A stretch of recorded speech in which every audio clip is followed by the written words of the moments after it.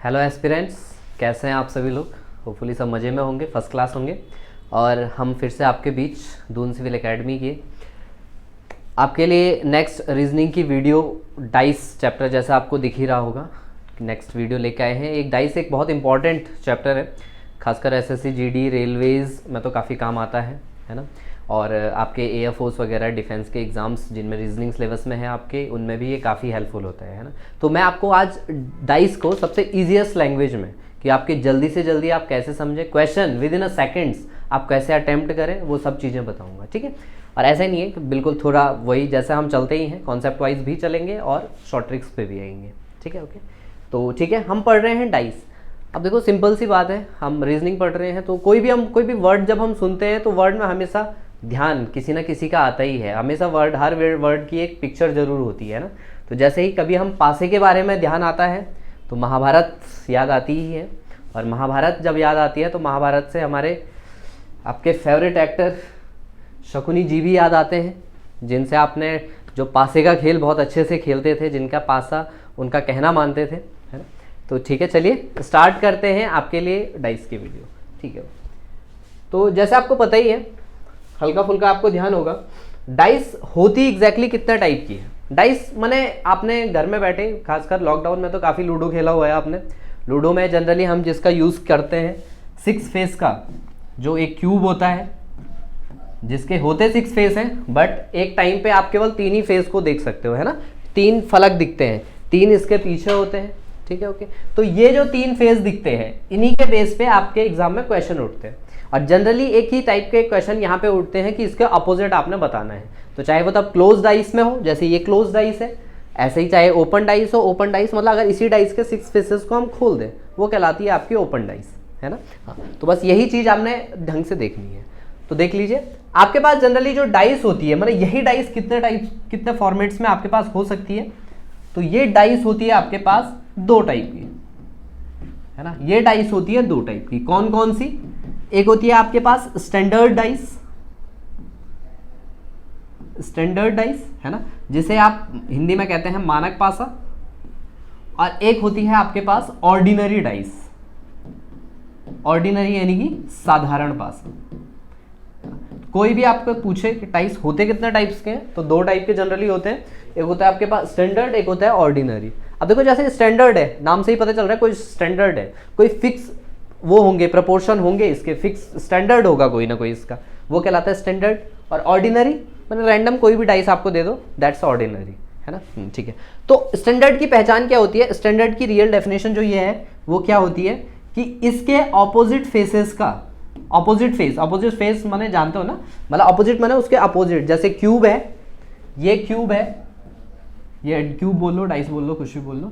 ये अगर इस फेस की आप बात कर रहे हो तो इसके जो पीछे की साइड होगा अपोजिट फेस, वो कहलाता है। तो स्टैंडर्ड डाइस में क्या होता है? अपोजिट फेसेस का जो सम होता है, सम यानी कि योग, दैट इज 7। कहने का मतलब क्या हो गया कि अगर यहां पे सपोज 2 हुआ तो इसके अपोजिट फेस पे कितना होगा? 5, फिक्स है। अगर यहां पे 1 हुआ तो इसके अपोजिट फेस पे क्या होगा? 6। यहां पे अगर आपके पास 3 है तो इसके ऑपोजिट फेस पे क्या होगा? 4। तो ये चीज ध्यान रखना, जिसके ऑपोजिट फेसेस का सम 7 होता है, those are called standard dice. और जिनके ऑपोजिट फेसेस का सम 7 नहीं होता है, मतलब जरूरी नहीं है कि 7 हो। मतलब यहां पे आपके पास 1 है तो इसका जरूरत ये नहीं है कि यहां पे इसके नीचे 6 ही होगा, कुछ भी हो सकता है। हालांकि ये स्टैंडर्ड डाइस है, बट जस्ट फॉर एक एग्जांपल मैं आपको बता रहा हूं कि उसमें आपको पीछे क्या है वो आपको नहीं पता चलेगा, ठीक है। अब ऐसे ही आपको डाइस दिख रही है, अब इसमें कैसे बताओगे आप कि ये स्टैंडर्ड है या ऑर्डिनरी है? तो इसको पहचानने का एक तरीका ये होता है, देखो अपोजिट तो दिखेंगे नहीं, सीधी सी बात है। अपोजिट फेस तो कभी दिखता है नहीं, अगर एक बार में देखोगे आप, उसको रोटेट करना पड़ेगा तब जाके दिखेगा आपको। तो अपोजिट फेसेस का सम 7 होता है। तो विजिबल फेसेस माने जो फेसेस आपको दिख रहे हैं, जैसे इस वाली डाइस में अगर आप देखो तो 1, 2 और 3 दिख रहे हैं, तो ये है विजिबल फेसेस। तो इनविजिबल फेसेस का सम कभी भी 7 नहीं होगा अगर हम स्टैंडर्ड की बात कर रहे हैं। किन्हीं भी 2 विजिबल 2 फेसेस बोल लो, किन्हीं भी दो रैंडम कोई भी 2 उठा लो, चाहे 1 और 2 को भी जोड़ लोगे तभी भी 3 आएगा, 7 नहीं आएगा, बस किन्हीं भी 2 को जोड़ लोगे आप, ठीक है। और इस केस में यहाँ पे जो विजिबल फेसेस होंगे दिखने वाले विजिबल टू फेसेस, किन्हीं भी एनी टू फेसेस, वहां पे जो उनका सम होगा वो 7 होगा, वो 7 होगा। ठीक है, मतलब सिंपल सी बात है, सिंपल सी बात है, एक बार ध्यान देके सुन लो। अगर ऑपोजिट का साथ सम 7 है तो दिखने वालों का कभी 7 नहीं होगा, और अगर दिखने वालों का 7 है तो अपोजिट में कभी 7 नहीं होगा। सिंपल सा लॉजिक है ना। हाँ ठीक है, ओके। तो ये है, जैसे एग्जांपल के तौर पे देखो, जैसे ये स्टैंडर्डाइज है ना। ऑर्डिनरी अगर मुझे बनानी है, सपोज ऑर्डिनरी है, दिखने वालों का कोई भी 2 फेस है। अब देख लो, जैसे माना बात ये है 3 4 है, इन दोनों को ऐड करोगे 7 आएगा, है ना। अब देखो ना, अगर ये स्टैंडर्ड होती है 3 के अपोजिट में 4 होना चाहिए था, बट 4 तो कभी अपोजिट में हो नहीं सकता है क्योंकि वो जस्ट सामने दिख रहा है ना। तो ये ध्यान रखना, ये आपके पास एग्जांपल हो गया स्टैंडर्डाइज का, और ये हो गया आपके पास ऑर्डिनरी डाइस का। ठीक है, ये हल्का फुल्का ब्रीफ रिव्यू हो गया। अगर आपको कभी रैंडम एक डाइस दे दी, मतलब मैंने रैंडम बोल दिया क्योंकि क्वेश्चन किसी भी टाइप का बन सकता है ना, और आजकल तो काफ़ी एक्सपेरिमेंट्स होते हैं क्वेश्चंस पे, तो ध्यान रखिएगा। रैंडम एक डाइस दे दी, मैंने बोला बताओ 4 5 6, कुछ भी बोल लो, ये है। मैंने बोला बताओ 5 का अपोजिट क्या होगा, आप बताओ 5 के अपोजिट क्या होगा। अब देखो सिंपल सी बात है, तो आपको ये देखना है इसमें कि ये स्टैंडर्ड है या नॉन स्टैंडर्ड है, ऑर्डिनरी बोल लो आप जो है। अच्छा अब देखो, किन्हीं के 2 को भी जोड़ो 7 होगा, किन्हीं भी 2 को जोड़ो 7 नहीं होगा। अब जब दिखने में नहीं हो रहा है तो इसका मतलब अपोजिट में होगा, तो 5 के अपोजिट क्या होगा, सीधी सी बात है 2, है ना। 6 के अपोजिट क्या होगा 1, और 4 के अपोजिट क्या होगा 3, है ना। तो एक डाइस भी आपको दे दी तो आप बता सकते हो, है ना। वहीं अगर ऑर्डिनरी की बात आएगी, अगर आपको कोई भी ऑर्डिनरी डाइस दे दी, मतलब ऐसे दे दिया 1 6 3, है ना, ये ऑर्डिनरी है या स्टैंडर्ड है आपने बताना है, तो किन्हीं 2 को भी जोड़ लो, देखो 7 हो रहा है तो ये ऑर्डिनरी हुई। अब इसमें 6 के अपोजिट में क्या आएगा, ठीक है, इसके 6 क्या, देखो 6 के अपोजिट में 1 नहीं होगा कभी, 6 के अपोजिट में 3 नहीं होगा कभी। दिखने वाले फलक एक दूसरे के विपरीत नहीं होते हैं कभी भी, ये चीज ध्यान रखना। तो अब पीछे का हमें कुछ नहीं पता है, तो ये 2 भी हो सकता है, 4 भी हो सकता है, 5 भी हो सकता है, कुछ भी हो सकता है इसमें से, है ना। तो स्टैंडर्ड होगी तो हमें पता रहता है कि पीछे क्या होगा, अपोजिट सरफेस पे क्या होगा, और अगर ऑर्डिनरी है तो वहां पे आपको कुछ भी नहीं पता लगना, है ना। ठीक है, हाँ, तो ये अगर आपके सिंगल डाइस आएगी तो आप स्टैंडर्ड और ऑर्डिनरी देख के आप उसका आंसर दे सकते हो। एक ही टाइप के जनरल क्वेश्चन बनते हैं कि आपने अपोजिट सरफेस पे बताना है, इसके अपोजिट सरफेस पे क्या होगा। ठीक है, ओके, चलिए, तो ये तो रह गई एक के बारे में, एक डाइस आपको दे रखी है तब आप बता दोगे। अच्छा अगर मोर देन 1 हो, एक से ज्यादा हो, कंपेरिजन हो, 2 या 3 या 4 जितने भी होंगे, पहले 2 का पढ़ लेते हैं फिर 3 4 भी ऑटोमेटिक ही हो जाएगा। तो 2 डाइसेस का कंपेरिजन हम पढ़ते हैं पहले, ठीक है, कंपेरिजन ऑफ 2 डाइसेस। ठीक है, अब 2 डाइस का आप कंपेयर करना है। ठीक है, थोड़ा आप रीजनिंग पढ़ रहे हो, मैथ्स नहीं पढ़ रहे हो तो मैथ्स के उसमें लेके मत चलो, रीजनिंग है, थोड़ा लॉजिकली सोचो। ठीक है, 2 डाइस हैं, अब 2 डाइस हैं, 2 डाइसों का आप कंपेयर कर रहे हो, तो उन 2 डाइसों में क्या हो सकता है, बहुत सारी पॉसिबिलिटीज है। एक पॉसिबिलिटी है उसमें 1 नंबर सेम होगा अगर दोनों डाइसेस में, दूसरी पॉसिबिलिटी 2 नंबर अगर सेम होंगे, तीसरी पॉसिबिलिटी अगर तीनों नंबर सेम हो, नहीं, तीनों नंबर अगर अलग अलग होंगे तो, है ना। तो सारे पढ़ेंगे हम, ठीक है। तो इसमें पहला केस आपके पास बनता है, ठीक है, पहला केस बनता है व्हेन 1 नंबर इज सेम, जब आपके पास 2 डाइस गिवन हो और उनमें 1 नंबर सेम हो। जैसे for an example this dice, देखो जरा दोनों डाइसेस को ढंग से देखो क्या आ रहा है, देखो यहां पे भी 3 है, इसमें भी 3 है, मतलब ये एक ही डाइस के 2 फॉर्म्स हैं। ठीक है, ओके, यहां भी 3 है, यहां भी 3 है, देखो एक नंबर सेम है। आपने क्या करना है, आपने सिंपल क्या करना है, ऑपोजिट सरफेस के लिए कॉमन नंबर पिक करो। जैसे 3 पिक किया, 3 ही था कॉमन, 3 लिखो, उससे कोई भी एक डायरेक्शन चूज करो जो आपकी मर्जी है ना। अब क्लॉकवाइज, एंटी क्लॉकवाइज कुछ भी बोल लो आप, है ना, घड़ी की सुई की दिशा, विपरीत दिशा, कुछ। अगर आप सपोज ऐसे में चल रहे हो, 3 3 से 1, फिर 1 के बाद क्या आएगा 2, ऐसे यहां भी चल लो, 3 3 के बाद क्या आएगा 5 5 के बाद 6। बस ये ध्यान रखना कि सेम डायरेक्शन में चलना है। ठीक है, अगर तुम यहाँ इस साइड चले हो तो यहाँ भी इस साइड चलना, यहाँ अगर ऊपर की साइड चलोगे तो यहाँ भी ऊपर की साइड से चलना, बस इतनी सी बात। ठीक है, तो बस यही एक दूसरे के अपोजिट होते हैं। देखो जो भी लिखा है, 2 के अपोजिट 6 आ जाएगा, 1 के अपोजिट 5 आ जाएगा, और 3 एक छूट गया है, ये 2 बार रिपीट हो गया ना, एक छूट गया है, उसको लिख लो यहाँ पे, 3 के अपोजिट 4 आ गया, बस सिंपल सी बात है ना। वहां पे तब स्टैंडर्ड ऑर्डिनरी मत देखना, स्टैंडर्ड ऑर्डिनरी की बात केवल एक सिंगल डाइस के केस में आएगी। ठीक है, या फिर अगर आपको कुछ नहीं मिल रहा है तब आएगी, वरना जनरल ये तरीका देख लेना। अगर एक नंबर सेम हुआ तो कॉमन नंबर पिक करो, उससे किसी भी एक डायरेक्शन में चल लो, ठीक है, अभी आगे बहुत सारे क्वेश्चन करते हैं, पहले हल्का फुल्का थियरी पढ़ लेते हैं इसकी। ठीक है, ओके। ये तो रहा पहला केस जब एक नंबर कॉमन हुआ, सिंगल नंबर पकड़ के आपने एक डायरेक्शन चूज करनी है। दूसरा केस, अगर आपके पास दो नंबर सेम हो, दो डाइस हो, दोनों में दो नंबर सेम हो, जैसे ये डायग्राम देख लो, है ना, इस डाइस में देख लो डॉट से रिप्रेजेंट है, बट कोई दिक्कत नहीं है। देखो दो, यहां भी दो आ रहे हैं, यहां भी दो डॉट्स हैं, यहां भी वन डॉट है, यहां भी वन डॉट है ना, मतलब दो, देखो ये यहाँ 5 है, यहाँ 4 है, ये अलग अलग है। मतलब जब दो नंबर अगर सेम हो गए, ये दो देखो सेम है ना, तो आपने क्या करना है, सेम नंबर्स को हटा दो और जो रिमेनिंग पार्ट हो गया वो एक दूसरे के अपोजिट होगा, मतलब 5 के अपोजिट 4 होगा, श्योर 5 के अपोजिट 4 हो गया। अच्छा, अब 2 के अपोजिट की अगर हम बात करें, 2, देखो सिंपल सी बात है, 2 के अपोजिट में 5 नहीं हो सकता है कभी, 2 के अपोजिट में 4 नहीं हो सकता है कभी, 2 के अपोजिट में 1 नहीं हो सकता। दिखने वाले फलक कभी एक दूसरे के विपरीत नहीं होते हैं, हमेशा याद रखना इस चीज को, ठीक है। तो कितना, 4 नहीं हो सकता है, 5 नहीं हो सकता है, 1 नहीं हो सकता, तो बचा क्या है, या तो 3 होगा या तो 6 होगा, ठीक है। अब इनमें से कौन होगा ये आप नहीं बता सकते हो, ठीक है। और वहीं अगर मैं तीसरे वाले की बात करूं, 1 के अपोजिट क्या होगा, तो अगर यहाँ 3 होगा तो इस वाले में 6 होगा, है ना। तो यहाँ भी सेम चीज है, यहाँ भी 6 और 3 में कुछ भी हो सकता है, ठीक है। अब देख लो, अगर एक नंबर सेम था, एक नंबर सेम था, तो वहां पे तीनों के अपोजिट आराम से पता लग जा रहे हैं आपको। जब दो नंबर सेम है तो आपको एक का तो कंफर्म हो रहा है, बाकी दो में आपका डाउटफुल केस बन रहा है ना। तो यही चीज है, देखो ये वाला ज्यादा अच्छा है, इससे ज्यादा अच्छे सारे आंसर आपके आ जाते हैं। तो कभी भी आपको मोर देन 2-3 डाइसेस आपको गिवन हो तो हमेशा ऐसे दो फिगर चूज करना जहां पे एक नंबर कॉमन होगा, उससे आपका आंसर इजीली आ जाएगा, ठीक है, ओके, बढ़िया, ठीक है। तो ये तो केस हो गया कब, जब एक नंबर कॉमन है, जब ये दो नंबर कॉमन है। नेक्स्ट केस आपके पास आता है जब ऑल नंबर्स आर डिफरेंट, सारे के सारे नंबर डिफरेंट है, सारे के सारे डिफरेंट है, मतलब दो डाइस हैं, ऐसे लिखते हो आप डाइस को, है ना। तो ये हो गया, जो सपोज मैंने यहाँ पे लिखा 2, 3, 1 कुछ भी लिखा, सिंपल सी बात, डिफरेंट है तो यहाँ पे 1, 2, 3 तो नहीं आना चाहिए श्योर, तो ऑब्वियसली ये क्या आएगा 4, 5, 6, है ना। तो इसमें एक चीज ध्यान रखना, देखो ये स्टैंडर्ड है या ऑर्डिनरी है, ढंग से देखोगे किसी को दो को भी जोड़ के साथ नहीं आ रहा है, तो ये स्टैंडर्ड डाइस है। अब ये स्टैंडर्ड है तो ये भी ऑटोमेटिकली स्टैंडर्ड आ गई, बस, है ना। ये स्टैंडर्ड है, ये भी स्टैंडर्ड हो जाएगी। एक ऑर्डिनरी होगी, दूसरी ऑटोमेटिकली ऑर्डिनरी हो जाएगी, ठीक है। इससे पहले वाले केस में जरूरी नहीं है, ठीक है, इन केसेस में जरूरी नहीं है।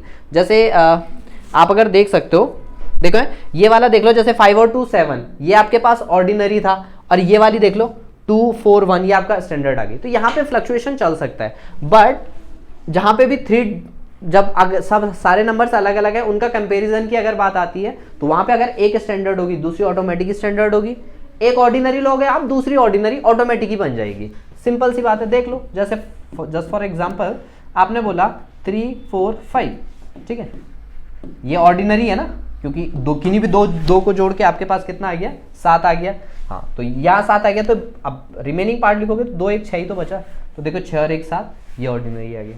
तो स्टैंडर्ड होगी तो दूसरी भी स्टैंडर्ड होनी चाहिए, ऑर्डिनरी होगी तो दूसरी भी ऑर्डिनरी होगी, है ना। बाकी फिर वही चीज़ है, फिर अब स्टैंडर्ड होगी तो उसमें तो आपको पता है अपोजिट, है ना। 3 के अपोजिट क्या होगा 4, 2 के अपोजिट क्या होगा 5, 1 के अपोजिट क्या होगा 6, वहाँ पे तो कोई दिक्कत है नहीं। ऑर्डिनरी की अगर बात आती है तो ऑर्डिनरी में वैसे आप बता नहीं सकते हो कौन किसके अपोजिट है, लेकिन अगर आपको बाई चांस आंसर देना ही देना है, वैसे अगर मैं बोलूँ इस 4 के अपोजिट बताओ, तो इस 4 के अपोजिट कुछ भी हो सकता है, 1 भी, 2 भी, 6 भी, कुछ भी हो सकता है, बट ये है कि आपको ऑन द सिचुएशन वहाँ पे आंसर देना ही देना है। तो ये मान के चला जा सकता है कि ऊपर वाला ऊपर वाले के अपोजिट होगा, ये वाला इस वाले के, ये वाला इस वाले के। मैं फिर अगेन कह रहा हूँ, ये बिल्कुल कोई कंफर्म नहीं है, ठीक है, ये जस्ट एक पॉसिबिलिटी है।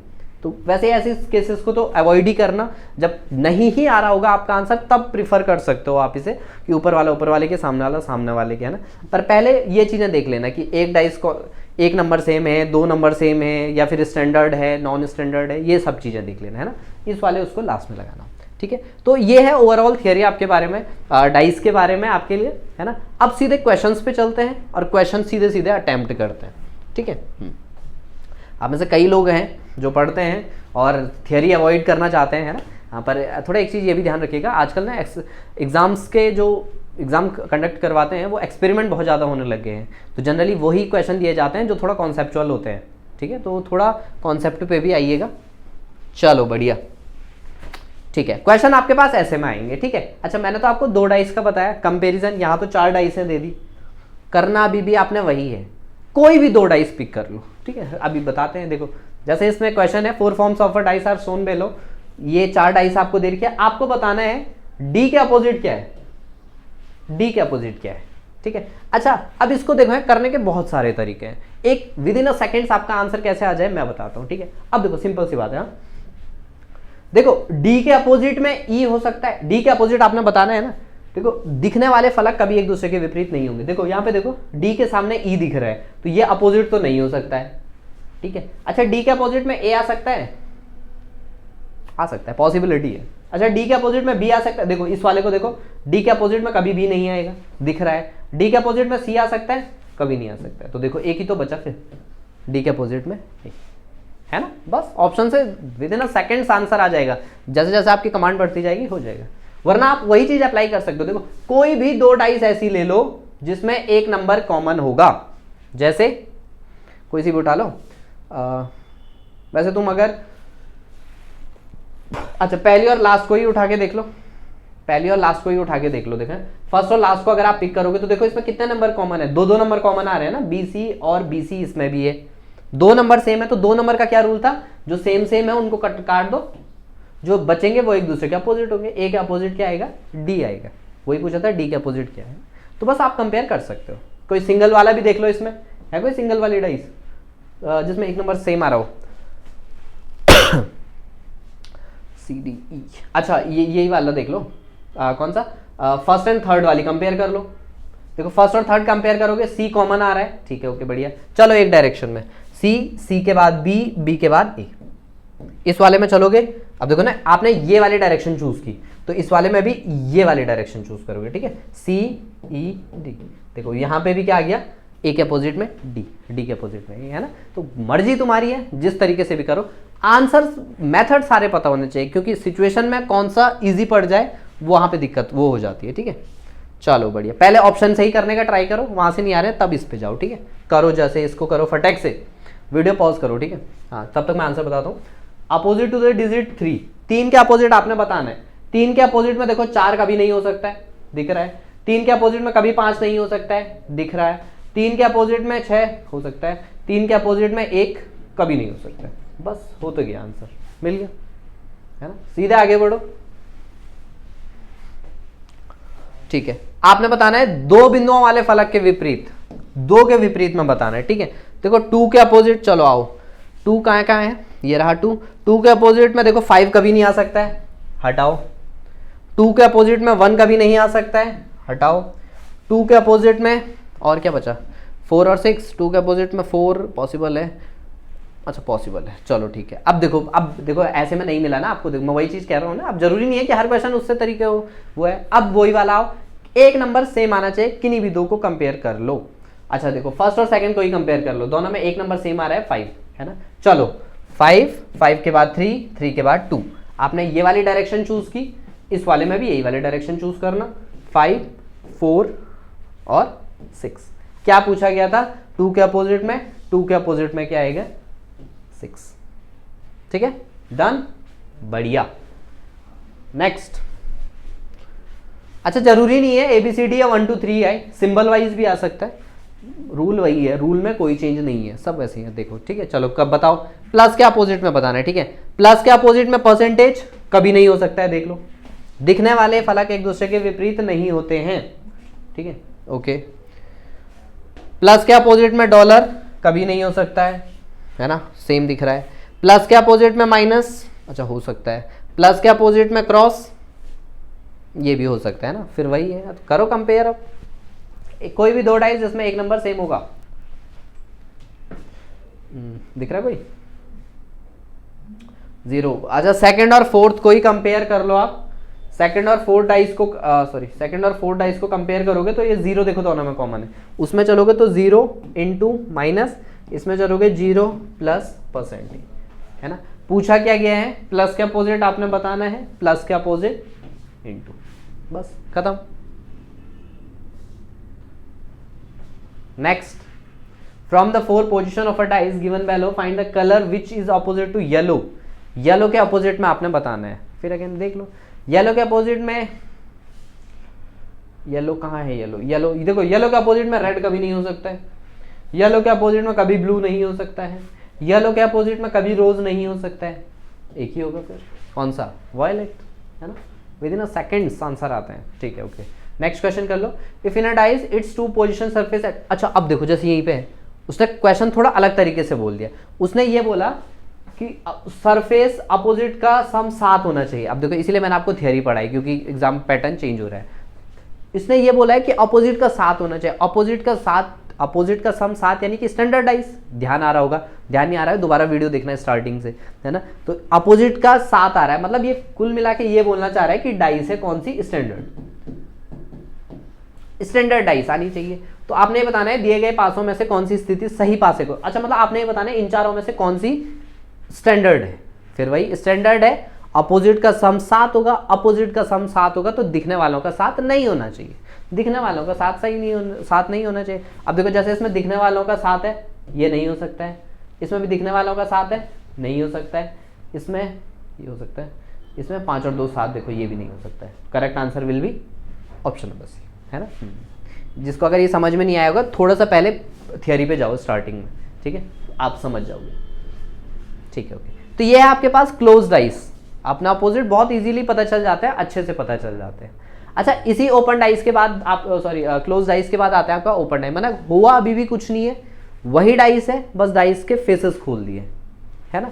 अब डाइस तो कैसे भी खोल सकते हो ना आप, ये आपके पास डाइस है, आपने पेटियां देखी होंगी, है ना, आम की पेटी, फल फ्रूट्स किसी की भी पेटी, माचिस के डिब्बे तो होंगे आपके घर में, बचपन में बहुत खेलते थे, तो उनके फेसेस को खोल दो बस, उस डब्बे को, क्यूब ही होता है, क्यूब क्यूबॉइड कुछ भी होता है, उसको खोल दो तो वो कैसे में भी फैल सकता है ना। इसको अगर आप खोलोगे तो कैसे में खुलेगा, कैसे में भी खोल दो, लगभग एक मोस्ट जाना माना यही बनता है इसमें, है ना। हाँ, तो इसको खोलोगे तो लगभग ऐसा डायग्राम आपको देखने को मिलेगा। तो ये इस पर भी लिखे होंगे 2 3 5 1 4 कुछ भी लिखे होंगे इस पर, आपने बताना है इसके अपोजिट में क्या होगा। अच्छा, इसमें भी सिंपल सा लॉजिक याद रखना, सिंपल सा रूल, जैसे आप ओपन डाइस में आपने एक सिंपल सा रूल याद रखना, दिखने वाले फलक कभी विपरीत नहीं होंगे। इसका रूल ये है कि जो अटैच्ड है, मतलब हल्का सा भी जॉइंट हो रहा है, वो कभी एक दूसरे के अपोजिट नहीं हो सकते हैं। जैसे जस्ट फॉर एग्जांपल अगर मैं बोलूँ 1 के अपोजिट बताओ क्या होगा, 1 के अपोजिट देखो, 1 के अपोजिट कभी 3 नहीं हो सकता है, 1 के अपोजिट 4 नहीं हो सकता है, 1 के अपोजिट 2 नहीं हो सकता है, 1 के अपोजिट 5 नहीं हो सकता है, ये चारों कभी नहीं हो सकते क्योंकि इससे जुड़े हुए हो, है ना। तो 1 के अपोजिट क्या होगा, 6। जनरल तरीका ये है, एक एक छोड़ के सीधे, 3 के अपोजिट 4 होता है, 1 के अपोजिट 6 होता है, बाहर वाले के अपोजिट होगा, सीधी सी बात है, ठीक है। हाँ, इस चीज को ध्यान रखना। तो क्या हो गया, 3 के अपोजिट 4, 1 के अपोजिट 6 एंड 2 के अपोजिट 5,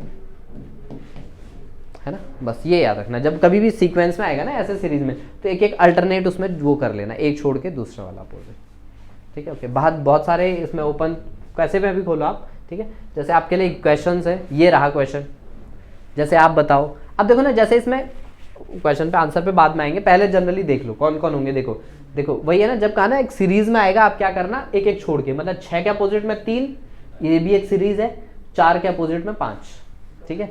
6 के अपोजिट 3, 4 के अपोजिट 5, बाकी बचा कौन, 1 के अपोजिट 2। पूछा क्या गया, एक चीज पूछी गई होगी,